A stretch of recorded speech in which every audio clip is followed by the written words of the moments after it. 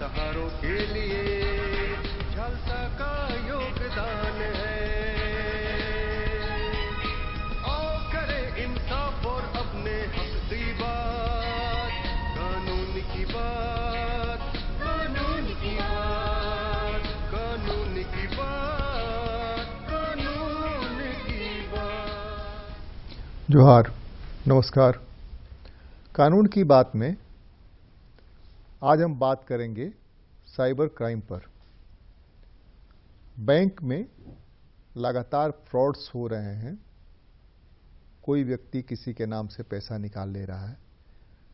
इसके लिए ग्राहक जागरूक हो। बैंकों द्वारा, रिजर्व बैंक ऑफ इंडिया द्वारा भी और शासन प्रशासन द्वारा कई तरह के जागरूकता अभियान चलाए जा रहे हैं। आए दिन मैसेज भी आता है। उसके बावजूद साइबर क्राइम ठीक उसी तरह जैसे मोबाइल की संख्या बढ़ती जा रही है। अब तो सब कुछ मोबाइल में ही है, गरीब का हो या अमीर का हो, सारा डाटा उसी में है। उसको अगर राशन भी मिलना है तो उसी से मिलना है, बीपीएल बैंक अकाउंट है तो उसी से मिलना है, सब कुछ उसी से मिलना है। तो ये गले का घेग बनता जा रहा है। विकास का जो फॉर्मूला है, उस विकास में भी सिक्के के जैसे दो पहलू होते हैं, चित्त और पट का, जैसे दिन और रात होता है, वैसे ही विकास का भी फॉर्मूला है कि विकास अपने साथ इन सारी चीज़ों को लेके आता ही आता है। अब ये साइबर क्राइम क्या है, कई बार कई एक्सपर्ट्स के साथ हम आपके साथ रूबरू हो चुके हैं। आज फिर होंगे, क्योंकि दिवाली हमारे सामने है, कई फेस्टिवल्स लगातार हैं। इस फेस्टिवल में कभी गलती से किसी ने मोबाइल आपका अपने हाथ में ले लिया, या जानबूझकर किसी ने आपको फ़ोन कर दिया, या क्यूआर कोड भेज दिया, और आपने जैसे उसको अपने ग्रिप में लिया वैसे ही पता चला कि बैंक से पैसा निकल गया। यह दुनिया जिस ढंग से विकसित हो रही है, लालच कहते थे कि बुरी बला है। अब लालच हर जगह, मुफ्त का सब मिलने के लिए लोग फट से कि लॉटरी निकल गई, और लॉटरी निकलने में इतना पैसा जमा करिए, या आधार नंबर दीजिए, अकाउंट नंबर दीजिए, कुछ भी मांगा, आपने दिया, मामला चला गया। अननोन फोन आ रहा है। अब फोन कैसे नहीं उठाया आदमी, फोन तो आ रहा है, सब किसी का नाम तो है नहीं उसमें। बहुत सारी चीजें हैं। हम एक्सपर्ट के साथ ही इस पर साझा कर रहे हैं आपके साथ। हमारे साथ हैं बैंक ऑफ इंडिया में चीफ मैनेजर थे विनोद कुमार सिंह जी, स्वागत है आपका। नमस्कार। ये साइबर फ्रॉड क्या है? देखिए, आजकल जिस चीज़ की हम लोग चर्चा कर रहे हैं, ये बहुत ही अधिक मात्रा में पाया गया है। जैसा कि आपने कहा कि एकदम कुकरमुत्ते की तरह ये फैल गया है। साइबर वर्ल्ड अगर हम बोलते हैं, इसका मतलब है कि आपने कहीं न कहीं इंटरनेट का यूज़ किया है। और इंटरनेट के यूज़ को किसके थ्रू किया? मोबाइल के थ्रू किया, लैपटॉप के थ्रू किया, जो भी माध्यम है उस माध्यम से आपने उस पर किया। साइबर पे जब आप इंटरनेट को यूज़ करते हैं तो आपको बहुत कॉशस रहना चाहिए। और ख़ास करके आज की तारीख में, आज से 5 साल पहले इस तरह का घटना नहीं होता था, लेकिन अभी इतना ज़्यादा ये घटना होने लगा कि लोग परेशान हो गए। एक कॉल आया, आपके पूरे पैसे निकल गए। आपको बार बार ये फ़ोन आता है कि साहब आपका डेबिट कार्ड, क्रेडिट कार्ड जो आपने इशू कराया है उसका समय पूरा हो गया, वो बंद हो गया। मैं बैंक ऑफ इंडिया से या बैंक से मैं आपको कॉल कर रहा हूं, उसके हेड ऑफिस से बात कर रहा हूं, एसबीआई के हेड ब्रांच से बात कर रहा हूं। वर्चुअली वो क्या है कि आपको एक चीज़ हमेशा ध्यान में रखना चाहिए कि कभी भी बैंक किसी भी कस्टमर से उसके ओटीपी, उसके सीवीवी, उसके एक्सपायरी डेट का फ़ोन पे कभी भी कॉल नहीं करता है। और सबसे पहली चीज़ है कि जैसे ही ये कॉल आए, इस तरह का कॉल आपको आएगा ही कि मैं यहाँ से बोल रहा हूँ, आपका ये बंद हो जाएगा, और आप घबरा जाते हैं। और घबराने के बाद आपके पास जितना इन्फॉर्मेशन आप पास ऑन कर देते हैं, वो बंदा आपसे कहता है कि ठीक है, ये इतना चीज़ आपने दिया है, मैं इसको अभी दुरुस्त करता हूँ, आप 5 मिनट का समय दीजिए। और इस बीच में वो एक ओटीपी आपको देता है, 1 टाइम पासवर्ड आपको देता है, बोलता है ये पासवर्ड आप हमको शेयर करिए, हम आपका दुरुस्त कर देते हैं। और वो क्या करेगा, जैसे ही आपका ओटीपी ले लेगा, फिर आपके खाता में जितना पैसा है वो निकाल लेगा। उसके बाद आप कुछ भी नहीं कर सकते हैं। इसीलिए सबसे पहली सावधानी आपको बरतनी पड़ेगी कि किसी भी सूरत में आपके द्वारा कोई भी ऐसा इंफॉर्मेशन जो आपका है अपना, वो शेयर मत करें, अननोन व्यक्ति से कभी शेयर मत करें। इसी के क्रम में आप देखेंगे कि आए दिन आता है कि आपकी एक लॉटरी निकल गई है। यहाँ पर 1 मिनट होल्ड करेंगे, 1 मिनट जानना चाहेंगे। बैंकों के नाम पर मैसेज भी आने लगे हैं, बिजली बिल के नाम पर इस तरह मैसेज आने लगे हैं कि आपका ऐसा है कि ये हो गया, तो उस मैसेज को इंटरटेन करें या नहीं करें। पहला तो ये कि बैंक से इस तरह का मैसेज नहीं आता है। अगर कोई फोन करता है और आपको लगता है कि आपके साथ कहीं सचमुच में डेबिट कार्ड, क्रेडिट कार्ड कुछ हुआ होगा, तो आप जाके बैंक से बात करिए, सीधे बैंक जाइए। बिल्कुल सही, बिल्कुल सही। पहला ये कि पहला स्टेप यही है कि आप जाइए बैंक, उसको फोन पर कोई इन्फॉर्मेशन मत दीजिए। आपने कोई फोन किया था क्या, हमारा ये कार्ड है, इस तरह का हमारे पास मैसेज आया था। सबसे पहली बात यह है कि बैंक से इस तरह का कॉल आता ही नहीं है। और आजकल जो जिस तरह की आप बात बता रहे हैं कि जो मैसेज आता है फॉरवर्डेड मैसेज, बिल्कुल वो डुप्लीकेट मैसेज होता है। आप बिल्कुल उसके किसी भी लिंक को आप टच मत करिए, और जब कभी परेशानी हो तो आप अपने बैंक से सीधे बात करिए। बैंक इस तरह का कोई मैसेज करता ही नहीं है, इसीलिए इसमें कभी भी घबरा के कि मेरा बंद हो गया, आप ऐसा काम मत करिए। एक दिन में क्या बिगड़ जाएगा? बिल्कुल बिल्कुल बिल्कुल सही जो आप कह रहे हैं। हो गया तो एक दिन में क्या बिगड़ क्या है, जाएगा? आदमी को घर बैठे चाहिए, और इसी का फायदा फ्रॉडस्टर उठा रहे हैं आजकल। वो आपको मैसेज कर देंगे, ऐसा कर देंगे, वैसा कर देंगे। अभी एक आप जैसे आपने चर्चा के क्रम में ये कहा कि इलेक्ट्रिसिटी बिल का एक मैसेज अभी बहुत फ्लोट हो रहा था, शायद आप लोग भी देखे होंगे कि आज रात 8:30 बजे से आपका बिजली बंद हो जाएगा, आपका बिल बकाया है। आप इस फोन नंबर पर, एक फोन नंबर डाला हुआ है वहां पर, इस फोन नंबर पे आप बात करिए और अपने अपडेट करा लीजिए ताकि आपको असुविधा नहीं हो। आप ध्यान रखिए कि इस तरह का कोई भी बिल इलेक्ट्रिसिटी बोर्ड नहीं भेजता है, और जो नंबर डाला हुआ है उस नंबर पर तो बिल्कुल बात मत करिए। वहाँ पे फ्रॉडस्टर बैठे होते हैं, वो आपसे बात करेंगे कि आपका कितना का बिल है, आप ऐसा करिए, इमीडिएट आप 2500 रुपये इस खाते में डाल दीजिए, आपका बिल चालू हो जाएगा। तो इस तरह का किसी भी मैसेज से आपको घबराने की ज़रूरत नहीं है। जब कभी हो आप उसके ऑफिस में जाइए और उससे बात करिए।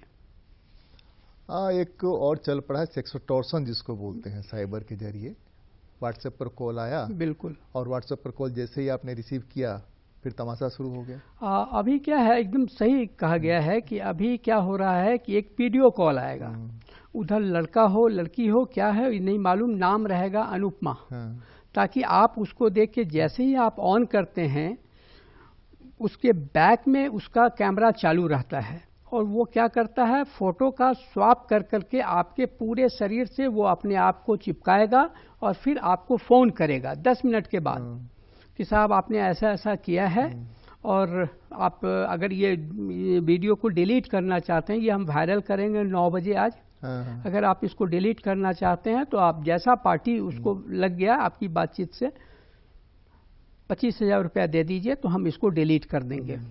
फ्रेंड्स, इसके लिए आपको बिल्कुल घबराने की जरूरत नहीं है। जब भी ऐसा हो आप इमीडिएट पुलिस को कंप्लेन करिए, और एक नंबर है 1930, इस पे आप अपना मोबाइल पे फ़ोन करिए, रजिस्टर्ड मोबाइल से फ़ोन करिए, और साइबर क्राइम के .com पे जा करके आप अपने पूरे कंप्लेन को दर्ज कीजिए। वहाँ से एक आपको नंबर मिलेगा, टिकट नंबर मिलेगा, उस नंबर से उसको फॉलो किया जाएगा, और वो आपको बार बार एक्सटॉर्शन करने की पूरी कोशिश करेंगे। वो हमेशा चाहेंगे जो इस आदमी से हमको जितना पैसा निकल जाए, लेकिन आपको घबराने की नहीं है। दूसरी बात यह है कि जब कभी अननोन कॉल आए तो उस कॉल को आप रिस्पॉन्ड मत करिए। बेवजह परेशानी में पड़ने से है कि आप बिल्कुल उसको रिस्पॉन्ड मत करिए। अगर आप रिस्पॉन्ड करेंगे बस ये प्रोसेस चालू हो जाएगा। और आए दिन अभी सबसे रिसेंटली जो है ये वीडियो का ये फ्रॉड चल रहा है बहुत ज़्यादा। एक तो ये है जो आपने कहा, अननोन कॉल में आपके अपने भी हो सकते हैं। बिल्कुल हो सकते हैं, ये गुंजाइश है। हाँ, फ्रेंड्स हो सकते हैं जिनसे बहुत दिनों से नहीं मिले हैं, या कोई हो सकता है जो ताल्लुक रखना चाहता हो, कुछ इन्फॉर्मेशन देना चाहता हो, लेना चाहता हो, मिलना चाहता हो। तो हम ना कैसे करें जिसका कि हमारे पास आईडी नहीं आता है कि फला कौन है। अभी मैं रास्ते में आ रहा था, फ़ोन आया, मैंने रिसीव नहीं किया, फिर रिपीट किया, फिर मैंने रिसीव नहीं किया इसलिए गाड़ी चला रहा था। यहाँ आकर के उसको फ़ोन किया, फ़ोन किया तो दूसरे कॉल पर था, फिर उसने बोला कि फलां आदमी बोल रहे हैं आप। हम बोले नहीं, हम तो फलां आदमी नहीं बोल रहे हैं। फ़ोन हमने रख दिया। तो ये गुंजाइश है कि अननोन फ़ोन आता है। जैसे आप ऑफिस पे काम कर रहे हैं, कोई ग्राहक का फ़ोन आया, हम कोर्ट में काम कर रहे हैं, किसी पार्टी का फ़ोन आया, क्लाइंट का फ़ोन आया, कोई अफसर कहीं बैठा हुआ है कि जनता का फ़ोन गया, तो कैसे नहीं रिसीव करे, क्या उपाय है उसका? ठीक है, एकदम सही सवाल है आपका। ऐसा हो सकता है, लेकिन आप ऐसा करिए कि जैसे ही आप खोलेंगे और इस तरह का अगर वीडियो होगा, सेक्सटॉर्शन का अगर वीडियो होगा, तो इमीडिएट उसका इमेज चालू हो जाएगा। नहीं, वो तो व्हाट्सएप का हो गया ना, व्हाट्सएप के लिए। और अननोन कॉल से परेशानी नहीं है। अननोन कॉल आए आप रिसीव करिए, और जैसे आपको लगे, जैसा आपने किया कि आपसे रिलेटेड नहीं है, फोन को बंद कर दीजिए, तो फिर कोई प्रॉब्लम नहीं है उसमें। लेकिन अगर वीडियो कॉलिंग है कहीं से किसी का भी, और आपको एकदम फ्रैक्शन ऑफ सेकंड्स में स्टार्ट करता है वहां से वीडियो, और जैसे वीडियो स्टार्ट हो आप बंद कर दीजिए, तो आपका वो उसमें 2 से 3 मिनट के अंदर वो पूरा फिगर आपका कैप्चर कर लेगा। और जैसे आप बंद कर लेंगे तो ये बात खत्म हो जाती है वहां पे। कुछ है? दूसरा उस पे जो आपने जो बातचीत बताई, उस बातचीत में ये है कि हर आदमी ऑनलाइन वो कर रहा है, चीजें मंगा रहा है, लगभग हर आदमी। अब नेट होना, नेट नहीं होना, नेट होने पर साइबर है, विदाउट नेट साइबर नहीं है। बहुत सारे लोग बटन वाला फोन है जिन्होंने नेट नहीं रखा है। अब तो धीरे धीरे ये प्रथा भी खत्म हो जा रही है, आपके पास बटन वाला फोन है तब भी आपको नेट का देना पड़ेगा, आपको वही लेना पड़ेगा, इसलिए कि बैंक से आप जुड़े हुए हैं, बैंक का लिंक्ड है, उसके पास फोन आता है। और यह आबादी हमको लगता है कि 30% हो सकती है जिसको ये नहीं पता है। उसको क्या करना चाहिए? देखिए, पढ़े लिखे लोग ज्यादा फंस रहे हैं, हाँ, अनपढ़ लोग कम फंस रहे हैं। लेकिन उसके साथ ये हो सकता है, होता भी है। अब बैंक से कोई कह रहा है तो क्या समझ रहा है कि बैंक वाला है कि नहीं है? हाँ, बिल्कुल सही कहा हम गया। जो चर्चा कर रहे हैं वो चर्चा उसके पास जाएगी ही जरूरी नहीं है। हाँ, बिल्कुल सही बात है, बिल्कुल सही है। लेकिन उन लोगों को, ऐसे लोगों को, अगर बैंक से किसी भी तरह का कॉल आता है, बैंक के नाम पर, किसी तरह बैंक के नाम पे अगर कॉल आता है, बैंक से नहीं, सही कहा गया, बैंक के नाम पे अगर कॉल आता है, उस कॉल को 1 मिनट में ही आपको समझना पड़ेगा कि एक्चुअली क्या पूछ रहा है। आप ध्यान रख लीजिए कि बैंक कभी भी कॉल करेगा आपको तो आपके पर्सनल डाटा के बारे में कभी बात नहीं करेगा। और जैसे ही फोन कॉल पे आपको ऐसा लगेगा कि ये पर्सनल डाटा पूछ रहा है, आप सावधान हो जाइए, फोन को कट कर दीजिए। नहीं, उसमें एक रास्ता जो मैंने पहले कहा था, एक रास्ता सबसे बढ़िया ये है कि बैंक से अगर कोई कॉल आया, चेक के मुतालिक ही, आपने ये चेक दिया है, आपका ये बकाया है, इसके मुतालिक ही अगर फोन आता है तो बैंक जा करके मिल लेने में क्या दिक्कत है? कोई हर्ज नहीं है, सबसे सेफेस्ट है। और आज की दुनिया में हार्ड अर्न मनी है आपका, जरा सा आपका सावधानी हटा वो पैसा चला गया। इसीलिए बिल्कुल आपका कहना सही है कि जब इस तरह की बात हो तो आप उसको एकदम आराम से ले जा करके बैंक से जाकर के बात कर लीजिए। और जैसा कि आपने कहा कि चेक अगर लगा हो आपका, तो उसके भी कॉल आते हैं, बिल्कुल कॉल आते हैं। वो सिर्फ ये पूछेगा कि आपने चेक लगाया है, चेक की राशि इतनी है, इसको पास करना है या नहीं करना है। इसके अलावा उनके तरफ से और कोई भी मकसद नहीं है कि किस पर्पस का है, आपने क्यों दिया, ऐसा कुछ भी नहीं है। तो जब इस तरह का आए, अगर आपको पास करना है तो आप हाँ बोलिए, नहीं पास करना है तो ना बोल दीजिए, बस। 8 साल पहले, करीब 7 साल पहले आया कि सब किसी को बैंक अकाउंट खोलना है। और हम जिस एरा में हैं, डेवलपमेंट के लिए, चाहे ठेला चला रहे हो या खेती कर रहे हो या मोटरसाइकिल चला रहे हो या स्कूटी खरीद रहे हो, हर किसी के पास आधार लेकर के जाइए और वहां से गाड़ी लेकर के आइए, ठेला लेकर के आइए। आधार हमारा सारा डाटा रखता है। हमने आधार दिया, आधार देने के बाद वहां भी गुंजाइश है इस तरह की, जहां भी हम आधार देते हैं, जैसे कि मान लीजिए कि अभी पेंशन का ये चल रहा है कि आप जीवन प्रमाण पत्र दीजिए। जो लोग इंडस्ट्रीज में काम कर रहे हैं वो जा रहे हैं जीवन प्रमाण पत्र देने के लिए, वहां दे रहे हैं, जो प्रज्ञा केंद्र है वहां जाकर के अपना करा रहे हैं। उसमें कितनी गुंजाइश है और क्या सावधानी बरतनी है? क्या कि वहां तो हमसे हम कर नहीं रहे हैं, वो कर दूसरा आदमी कर रहा है। वो हमसे सिर्फ इन्फॉर्मेशन मांग रहा है, इन्फॉर्मेशन देंगे तभी वो कर सकेगा, तो करेगा नहीं। हाँ, ऐसे नहीं करेगा, बिना ओटीपी हमारे बताए वो कर ही नहीं सकता है। सबसे पहली बात यह है कि जब आप आधार आजकल यूज करते हैं कहीं भी, तो थोड़ा कॉशियस रहिए कि आपका पर्पस क्या है। इसको डिफाइन कर लीजिए, क्योंकि अभी जितना फ्रॉडस्टर हो रहा है, आधार कहीं का है, काम कहीं हो जा रहा है। और जैसे आपने कहा कि कहीं पे देना है, आधार की अगर कॉपी देनी है ना, तो उसके नीचे में जो सादा पेज है उस पे पर्पस आप लिख दीजिए, फॉर परचेज ऑफ व्हीकल, 10 का डेट, एकदम ब्लैंक जो हम लोग पहले देते थे उस चीज को अवॉइड किया जाए। क्योंकि वो क्या है कि अगर उस पर आप लिखे रहेंगे तो आपका अगर वो करता भी है तो कल को प्रूफ हो जाएगा कि इनका स्पेसिफिक पर्पस था ये। तो पर्पस अगर आपने डिफाइन किया है तो आपको प्रोटेक्शन मिल जाएगा अगर कोई गलत होता है, और बिल्कुल ऐसे पड़ा हुआ है तो दिक्कत होती है, फिर आपको जस्टिफाई करना पड़ता है कि हमारी गलती नहीं है, गलती अगले की है। तो थोड़ा कॉशस अभी रहना पड़ेगा आपको, किसी भी चीज़ का, पैन कार्ड हो। अभी एक एग्जाम्पल बता दें आपको कि पैन कार्ड का कितना मिसयूज हो रहा है। वो इंटरनेट से आपका पैन कार्ड उठाते हैं और जहां गोल्ड का परचेजिंग होता है वहां पे आपका पैन कार्ड लग जाता है। आपको कब पता चलता है? जब बड़ा बवंडल हो जाता है तो आपको पता लगता है कि साहब इस तरह का हो गया है और उसमें आपका पैन कार्ड लगा हुआ है। तो पैन कार्ड को भी जैसे आप रुपया पैसे को हिफाजत से रखते हैं वैसे रखिए, और जब कभी यूज कीजिए उसमें पर्पस डिफाइन करके दस्तखत और डेट डाल दिया जाए। ये जरूरी है आपको अपने सेफ्टी के लिए, नहीं तो कर लेगा तो फिर परेशानी तो अल्टीमेट आपको आएगा। फिर आपको जस्टिफाई करना पड़ेगा कि नहीं साहब हमारा उससे कोई लेना देना नहीं है। तो उस परेशानी से बचने के लिए आप कोशिश करिए कि इन सब चीज़ों का यूज़ जहाँ कहीं भी करें बहुत कॉशसली करें। नहीं, सेफ्टी के लिए बैंक्स मैसेज करते हैं आम तौर पर कि आपने ये पैसा निकाला, आपका ये चेक आया, आपका यहाँ से ये आ रहा है।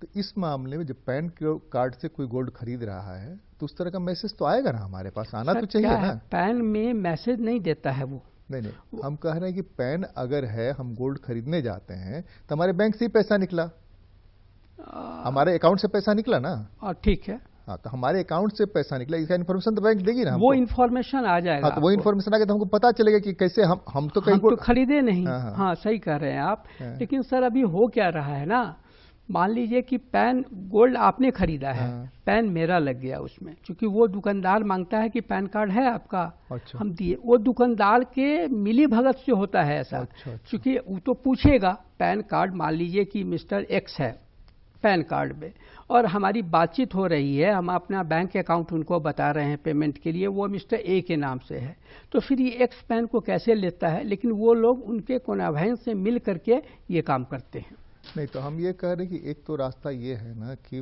पैन कार्ड से कोई भी इस तरह का परचेजिंग एक तो बैन किया जाए, जो कानूनी वो है कि जब तक हमारी सहमति नहीं हो, हमारा वो जो आप कह रहे हैं उसमें ये बचाव का रास्ता हो सकता है। दूसरे कि पैन कार्ड का इस्तेमाल आमतौर पर नहीं करते हैं, लेकिन वही उसका लिमिट बैंक सिर्फ मांगता है पैन कार्ड के लिए, और 50,000 से ऊपर जब हम पैसा दे रहे हैं। बिल्कुल सही कहा गया, 50,000 से ऊपर का जब लेन देन होता है तो वहाँ पैन कार्ड का ब्रेक कर सकते हैं ना। 50,000 से ऊपर के क्यों करेंगे, ब्रेक करके कर सकते हैं सर। और 40,000 49,000 करें, फिर 49,000 करें, फिर 49,000। उसका भी एक बैंक ने ऑप्शन लगा रखा है कि अगर आपके पास, बैंक नहीं कहीं भी आप परचेज करते हैं, सपोज करिए कि एक गरीब आदमी है जो पैसा इकट्ठा करके जमीन की खरीदारी करता है, 1,20,000 रुपया उसको देना है, उसके पास पैन नहीं है, तो उसके केस में क्या है, गवर्नमेंट ऑफ इंडिया का है कि फॉर्म 6061 है, वो आप भर के दे दीजिए, वो वहाँ वैलिड हो जाएगा। तो ऑप्शन है, लेकिन वही है कि हर ऑप्शन के बारे में पता नहीं है ना, पता नहीं है। ये मैं पहली बार सुन रहा हूँ जो आपने 6061 बताया, ये मैं पहली बार सुन रहा हूँ। ये फॉर्म को आप यूज करिए, नहीं है तो आप उसको भर करके दीजिए, वहाँ पे आपका काम पर्पस हो जाएगा। वो इसको कई क्लासेज में हम बांट सकते हैं, या कैटेगरी में, कहिए कैटेगरीज में, जो इस तरह के बैंक के कस्टमर हैं कई कैटेगरी में बांटे जा सकते हैं। जिसमें हमने कहा कि एक, जिन लोगों को अकाउंट खोलने पड़े, एक दूसरा जिन लोगों को अकाउंट खोलने पड़े ट्रैक्टर खरीदने के लिए, तो उनको तो पैन कार्ड का बताना पड़ेगा। हाँ, बताना पड़ेगा। भले ही एग्रीकल्चर में कर रहे हैं, उनको तो पता। इस तरह का जो भी खरीद रहे हैं, खरीदारी कर रहे हैं, 50,000 से ऊपर की जितनी भी खरीदारी करें, वहां हर जगह पैन कार्ड का इस्तेमाल होगा।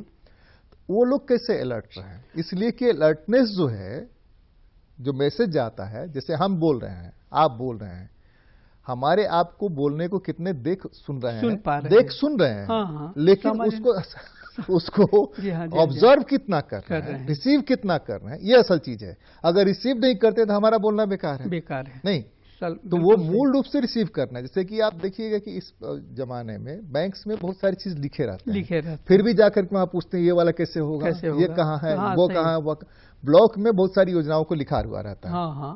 अब ब्लॉक में दूसरे से पूछेंगे जो दलाल वहां घूम रहा है कि अरे ये वाला योजना का लाभ कैसे मिलेगा। उस एरा में भी हम हैं।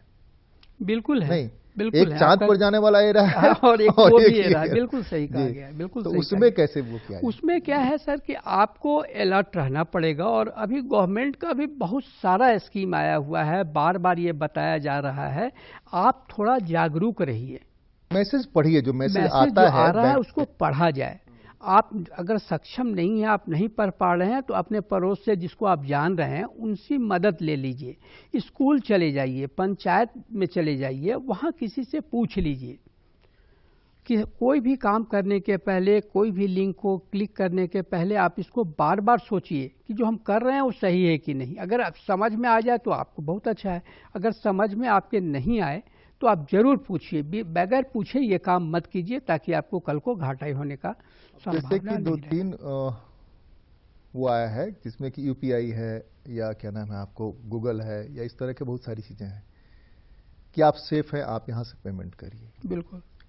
मैंने कहा कि लगभग 30% आबादी ऐसी है जो मैसेज पढ़ ही नहीं पढ़ पाती है। सही है, हिंदी हो या अंग्रेजी हो, मैसेज नहीं पढ़ पाती है, और मैसेज पढ़ना जरूरी भी नहीं समझती है। बेटा कहीं नौकरी कर रहा है, वहां से पैसा भेज रहा है, पढ़ाई कर रहा है, यहां से पैसा मांग रहा है, phone number two phone number पैसा जाता है, phone number two phone number पैसा जाता है। इसमें और कोई गड़बड़ी हो सकती है। आप कह रहे हैं दूसरी जगह हम पढ़वा सकते हैं, हाँ। पढ़वाने में भी खतरा है। कहाँ कि अगला हम मोबाइल का इस्तेमाल उतना ही भर जानते हैं जितना से कि हम पैसा भेज सकते हैं, पैसा वापस कर सकते हैं, इससे ज्यादा तो हम जानते नहीं जानते। वैसी स्थिति में हम कैसे अलर्ट रहे और कैसे हमको क्या करना चाहिए? देखिए, जब कभी आपको पैसा भेजना है कहीं भी, यूपीआई से जब आप पेमेंट कर रहे हैं तो थोड़ा आप सावधानी बरतिए, क्योंकि अगर एक डिजिट भी बदल गया ना तो आपका पैसा कहाँ से चला जाएगा। फिर उसको निकालना, उसको ब्लॉक करना बहुत मुश्किल होता है। तो आप सबसे पहले है कि जब आप कर रहे हैं तो एक कागज पे उसका अकाउंट नंबर लिख लीजिए, जो भी इंफॉर्मेशन रिक्वायर्ड है उसको आप कागज पे लिख लीजिए, और फिर पेशेंसली बैठ करके उसको डालिए। एक डिजिट के बदल जाने से आपका पूरा पैसा चला जाएगा, फिर पैसा लौटेगा नहीं।